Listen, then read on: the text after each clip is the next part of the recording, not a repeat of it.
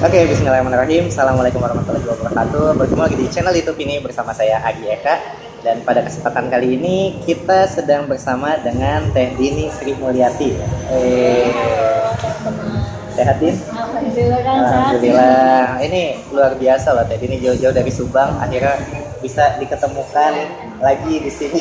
Dan dengan sebenarnya beliau ini adalah mentor saya juga ya pas di Bandung. Waduh. Nah, jadi cerita dulu sedikit.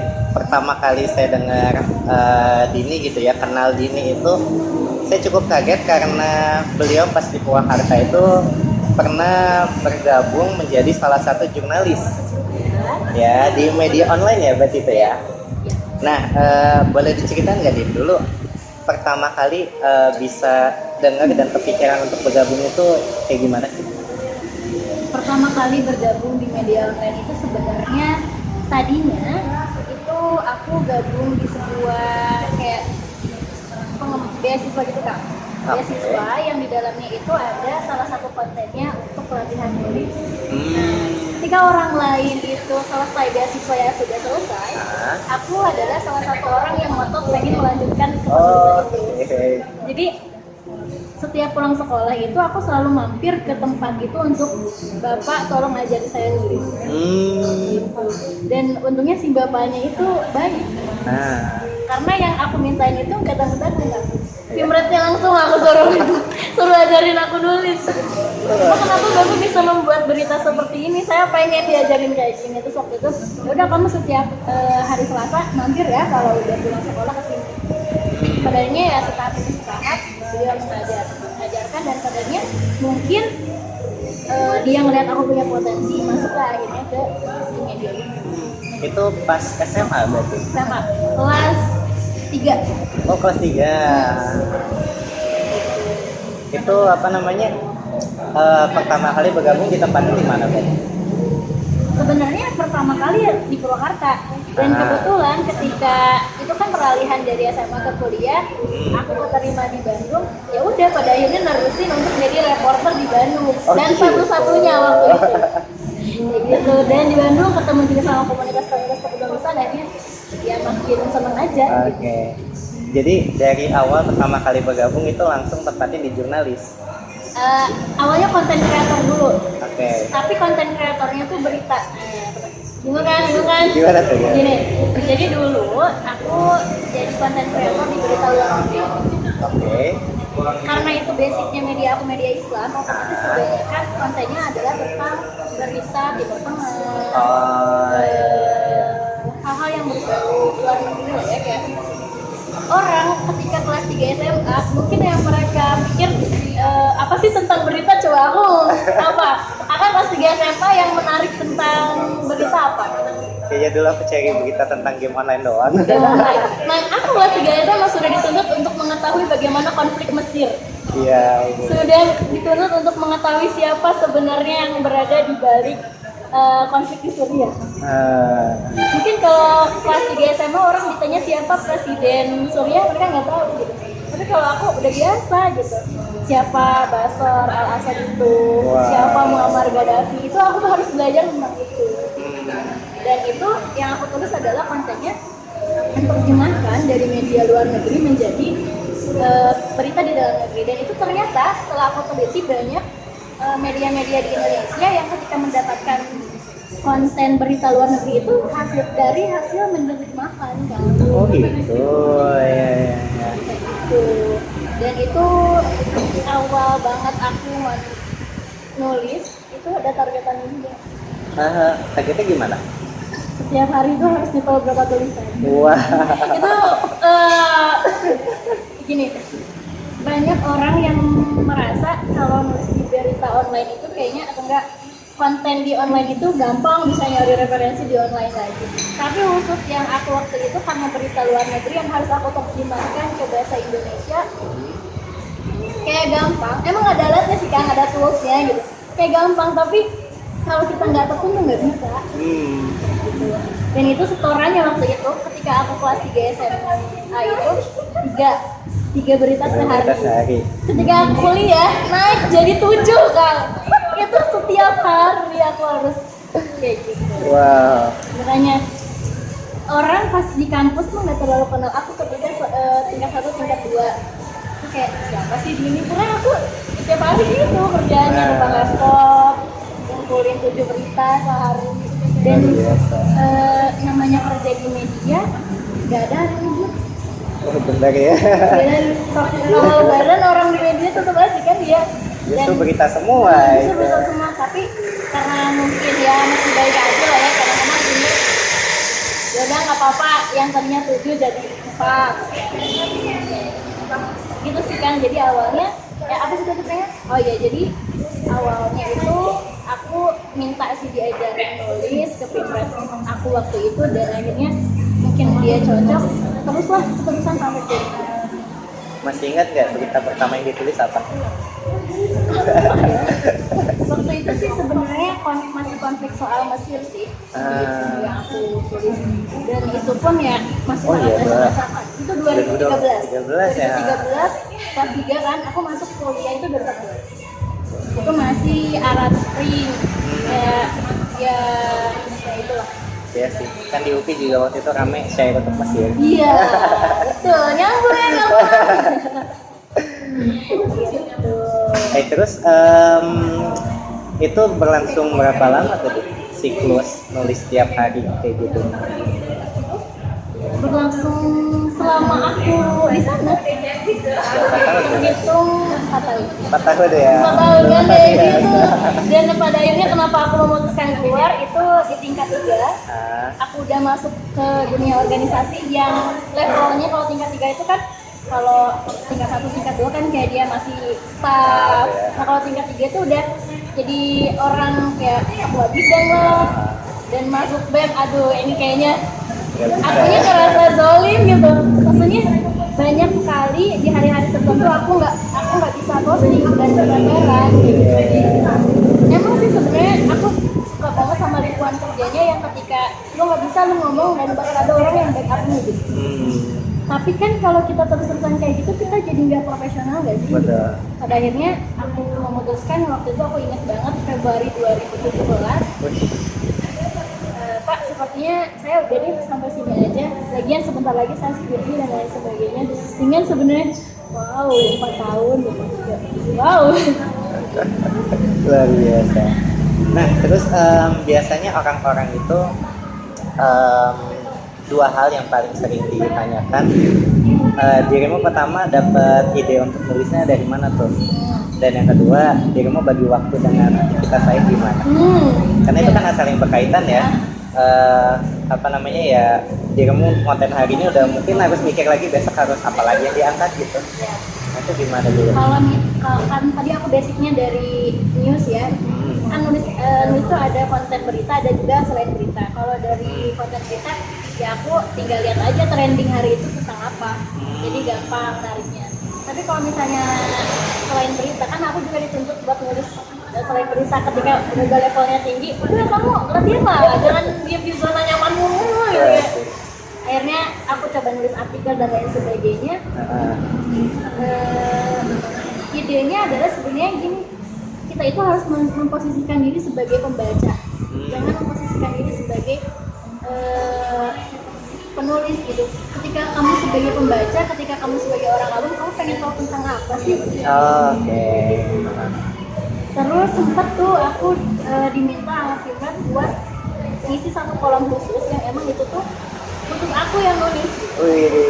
Dulu aku masih ingat kontennya catatan hari ini, kayak cerita-cerita hikmah gitu sih.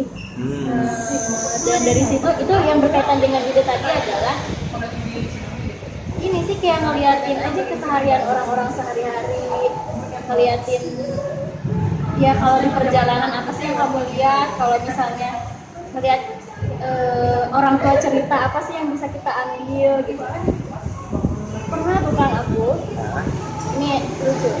Jadi pas waktu itu, ini aku kan punya nenek ya, nenek aku tuh senang banget kalau cerita. Dia cerita tentang PKI. Oh, oke. Padahal dia kan PKI daerah Jawa Timur kan ya. Nenek aku kan orang Jawa Barat, tapi karena dia dulu hidup di zaman yang itu sedang terjadi, dia cerita dulu tuh dia gini. Aku sebenarnya ngedengerin ngedongeng kan, aku tulis Pak ini aku mau setor tulisan ya, ini katanya ini tolong tulisnya dongeng karena ini belum tentu bener. Dan ternyata pas naik trending dan itu jadi perdebatan karena ngomonginnya hal-hal yang kontroversial gitu kan.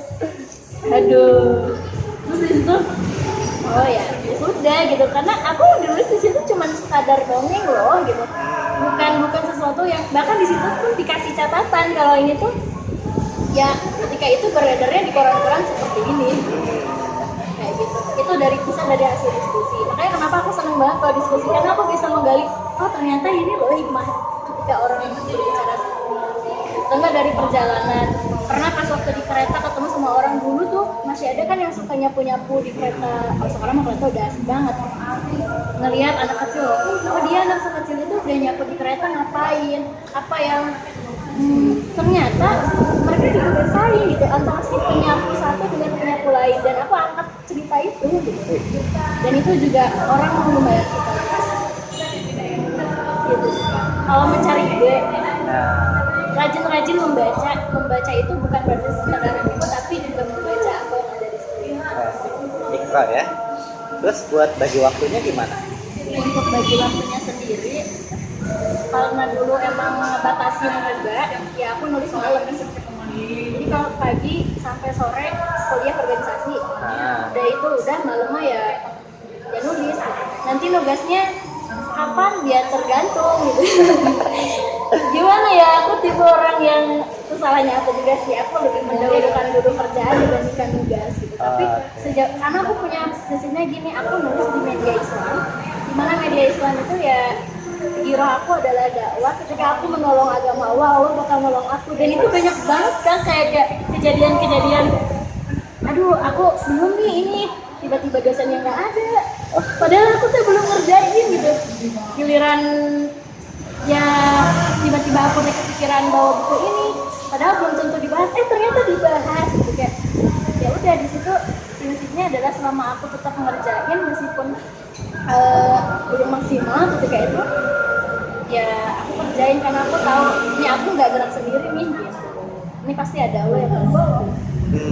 Dan ya lumayan, kuliah aku emang nggak dibilang brilian, tapi nggak bisa dibilang biasa atau enggak terbelakang juga nggak bisa. Jadi bisa diseimbangin lah ya. Aku penasaran juga apa ya, kalau selama pengalamanmu konten di media online itu, khususnya di Rimu yang ini ya, apa namanya, itu biasanya ada apa aja sih macam-macamnya di konten? Ya kan kalau orang mungkin tahu media online Live Today gitu kan, ya berita-berita artis gitu-gitu. Tapi kalau di media Islam sendiri biasanya tentang apa aja yang diangkat? Rubrik ya. Rubriknya ya. Kalau di media aku itu dulu ya pasti yang pertama berita ya, berita Islami, entah itu dalam negeri atau luar negeri. Terus biasanya kita ada punya konten artikel yang pengetahuan keislaman. Misalnya fikih apa ya? Fikih sholat, fikih mencari jodoh misalnya, bisa. Terus ada juga konten yang ringan-ringan buat dulu judulnya tuh kayak Islam for Beginner, jadi buat orang-orang yang memang awam atau mu'alaf yang mencari ilmu tentang misalnya gimana sih tata cara wudhu, kan itu hal-hal yang ringan tapi untuk orang awam itu penting. Ada juga ya konten tentang opini tentang kejadian misalnya dulu sempat Tolikara kayak gitu-gitu. Terus ya kalau kita melihat lebih besar di Republika aja itu udah macam-macam kan, kayak hazanah ya Nusantara yang gitu itu ya banyak sih, tapi biasanya ya lebih ke artikel yang menyentuh gimana fikih, kalau gimana kemusliman, biasanya konten muslimah juga tinggi tuh dibacanya. Di kamu dulu megang selain berita aku megang itu konten yang tadi aku bilang yang cerita hikmah itu benar-benar aku yang bikin sendiri. Ya bukan ada, nah kalau misalnya kalau artikel kan kita bisa menyadur misalnya atau bisa ngelihat dari referensi buku. Kalau itu konten yang aku pegang itu harus beneran aku yang nulis sendiri. Jadi rada-rada fiksi juga ya. Dan itu ngelatih diri menulis fiksi berarti dari sana. Ada pengalaman paling menarik apa tuh waktu nulis ya apapun di berita, artikel dan rubrik hikmah itu? Kalau rubrik hikmah itu pengalamannya sebenarnya ya masih biasa aja sih kan, cuma ketika tulisan kita dibaca oleh banyak orang dan membuat orang tersadarkan akan sesuatu itu kayak ngerasa seneng aja gitu ya. Kayak cuma bercanda-bercandaan di angkot aja gitu kan, pulang sekolah kayak gini. Temen aku tuh bilang kayak gini, tahu nggak kita tuh nggak boleh ini tahu apa namanya, ada bahasa kayak gini, mantan itu apa ya lupa, pokoknya kita itu sama aja kayak ngejagain jodoh orang di masa depan. Kayaknya itu salah satu ungkapan tokoh gitu ya. Terus aku gali aja gitu ya tentang itu, dan ternyata orang banyak bereaksi tentang ungkapan itu gitu. Karena ketika kita pacaran ya sama seseorang belum tentu jadi jodoh kita kan. Makanya kita tuh kayak ngejagain jodoh orang di masa depan gitu. Kayak gitu, terus kayak ngejagain konteks mana nih aku gali di sini. Asik ya. Dan orang tuh kayak ya senang-senang aja gitu terbuka dengan hal seperti itu. Tapi sebenarnya yang menarik adalah ketika aku turun sih ke lapangan. Karena kan selain konten berita luar negeri, pada akhirnya aku di Bandung, aku dituntut untuk liputan kan. Apalagi banyak banget berita di Bandung ya. Dulu liputan, pernah tuh dulu ada heboh-heboh di Bandung tentang kasus nah, yang diizinkan untuk melakukan ritual mereka di Sidolik kalau nggak salah, Sidolik. Di situ kan banyak ormas yang ingin tabayun kan waktu itu ke RK, dan itu aku ngikutin.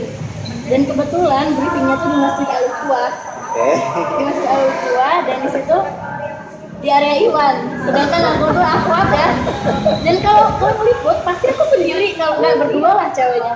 Di tengah bapak-bapak dan ahi-ahi gitu ya. Kayak badan aku kecil gitu ya macam.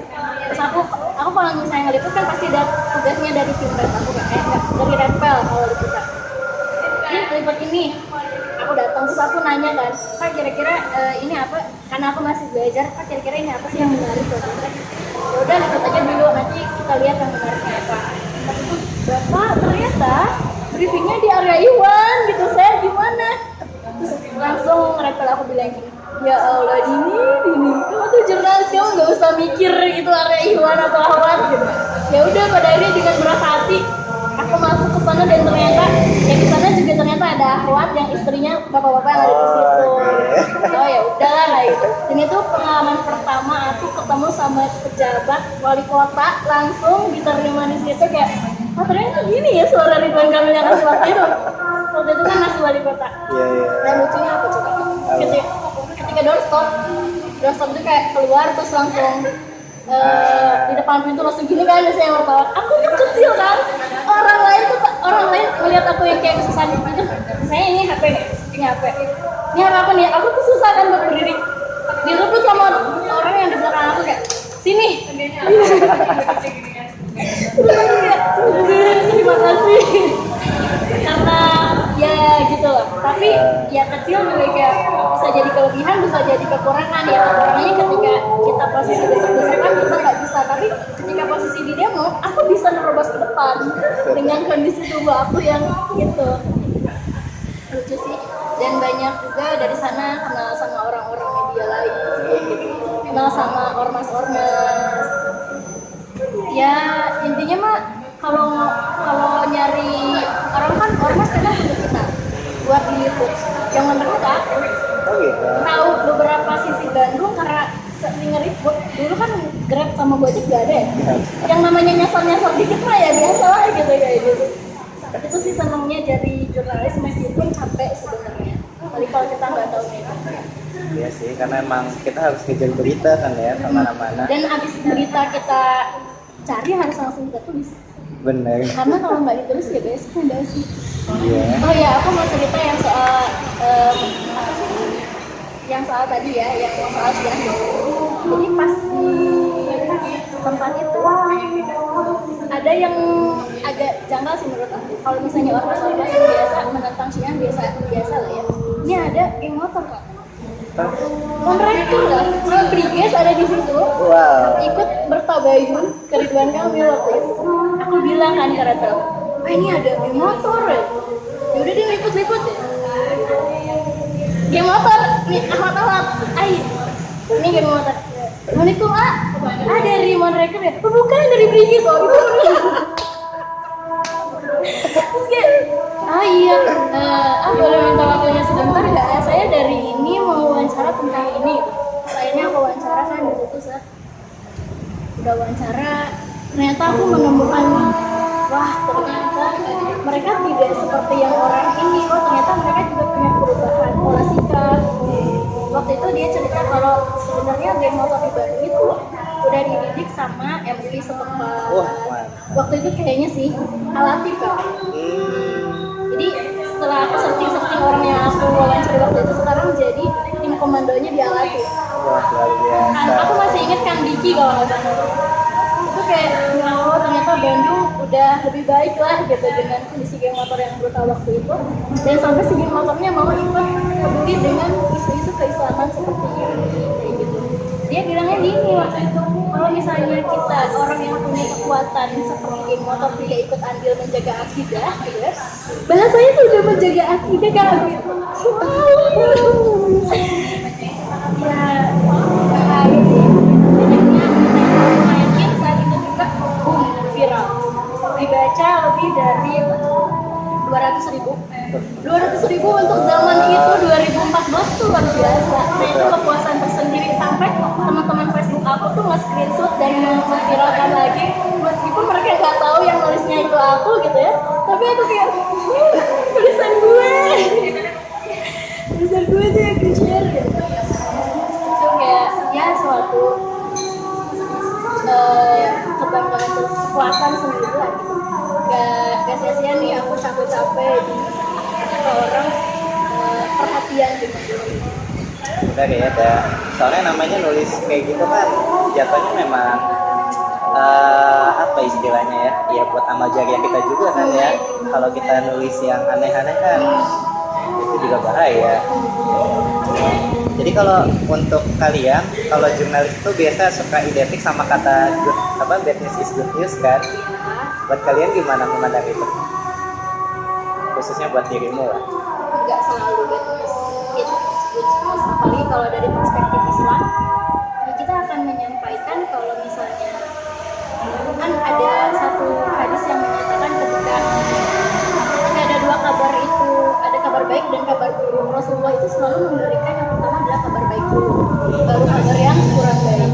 Nah di dalam kami pun gitu ya mikirnya kita harus jangan terpaku kepada bad news, tapi coba deh kita bikin sesuatu yang ya udah kalau bagus ya bagus kayak gitu. Meskipun ya mungkin tidak sekentara itu kelihatannya, kita mencoba menarik diri dari lingkaran itu lah. Dan sekarang masih pengen jadi jurnalis? Kayaknya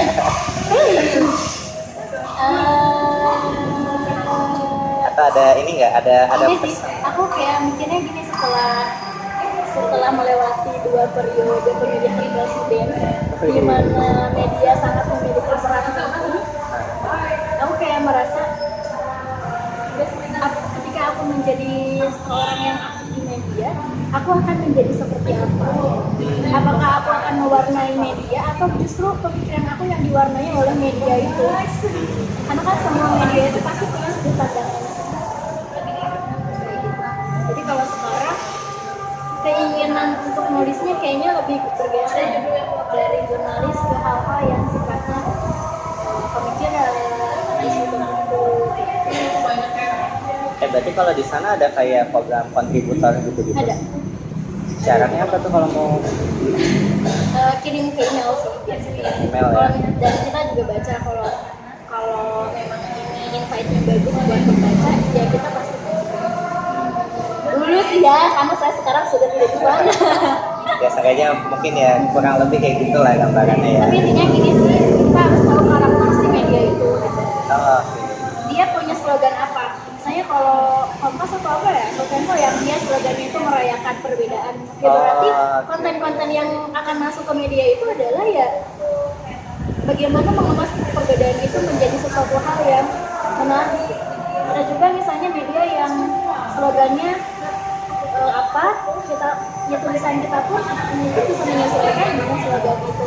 Dan kalau misalnya untuk kolom sendiri kan banyak banget ya, entah itu pendidikan, entah itu politik dan sebagainya. Asal tulisan kita kuat dan bagus, ya media juga pasti akan senang mengangkatnya.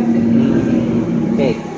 Terakhir mungkin ada pesan untuk teman-teman yang berminat jadi jurnalis atau mungkin pengen gabung di media, khususnya mungkin yang masih muda ya. Oke. Buat yang anak SMA, mahasiswa atau kayak gitu. Sebenarnya jurnalis itu adalah harusnya ada di poros tengah sih. Menurut aku. Jadi kayak dia apa ya? Dia justru menjadi sebuah lembaga yang harusnya mengkritik pemerintah ketika dia ada salah. Dan dia pun harus mencerdaskan masyarakat gitu ketika ada sebuah isu. Sebenarnya dia punya fungsi apa sih kalau sesuatu sosial kontrol juga ada di jurnalis. Nah, makanya ketika kamu gitu ya, ketika kalian pengen jadi jurnalis, ya coba posisikan diri kalian, idealisme kalian sebagai orang yang bisa mencerahkan, mencerdaskan kehidupan bangsa dengan versi lain. Kamu intinya jadi orang yang independen. Meskipun ya mungkin di era perang pemikiran ini kita ya agak sulit gitu. Tapi selama kita punya independen, punya integritas, ya jadilah itu. Gitu. Kalau mau jadi jurnalis ya harus hati-hati. Karena yang namanya jurnalisme harus pinter juga. Aku ngeliat sekarang jurnalis yang keren itu Najwa Shihab. Keren banget itu mah. Itu keren banget. Ya, kalau kamu pengen jadi jurnalis masih muda nih, pengen ya coba deh lihat dulu deh Najwa Shihab kayak gitu. Meskipun ya kita nggak bisa jadi dia sekaligus, tapi kita setidaknya bisa belajar dari dia, cara dia berpikir tentang narasumber seperti apa. Dan intinya tetap harus punya sikap sih. Gitu. Kenapa Najwa Shihab bisa dihormati? Setiap tamu yang dia undang kebanyakan datang karena dia punya integritas. Nggak bisa ikut-ikut ke itu, intinya kayak gitu. Banyak belajar, banyak baca. Iya nggak sih kan? Betul banget. Banyak baca. Gitu. Asik. Nah itu ya mudah-mudahan teman-teman yang mendengar ini bisa dapat sedikit gambaran jurnalis itu kayak gimana. Terus peran media juga ya, khususnya tadi media Islam yang banyak kita bahas juga. Dan nanti kalau misalkan teman-teman ada yang penasaran pengen diskusi langsung bisa follow mungkin. Ya. Di Share 23. Ya. Nanti teman-teman boleh kepoin juga karena Dini juga di sana banyak banget nulis berbagai macam hal ya, gitu, sharing tentang pengalamannya, pendapatnya gitu terhadap suatu hal dan sebagainya. Termasuk juga nanti karya terbarunya bakal di-share di sana ya. Tungguin ya teman-teman ya. Jadi teman-teman ya itu aja mungkin untuk kesempatan kali ini. Nanti kita akan ada satu konten lagi untuk ngulik pengalaman nulis Dini dari sisi yang berbeda. Kalau ini sebagai jurnalis, nanti Dini itu juga sebetulnya suka menulis karya lain di ranah fiksi. Kayak yang tadi telah disebutkan. Jadi untuk yang penasaran jangan lupa subscribe juga kanal YouTube ini supaya nggak ketinggalan informasinya. Dan nanti bulan depan insya Allah akan diluncurkan ya. Ada sesuatu yang akan diluncurkan. Ya, doakan mudah-mudahan lancar. Terima kasih. Silakan like video ini kalau misalkan teman-teman suka. Dan kalau ada hal yang pengen didiskusikan atau ada request video-video selanjutnya, boleh tulis juga di kolom komentar. Itu saja. Terima kasih dan sampai jumpa. Assalamualaikum warahmatullahi wabarakatuh.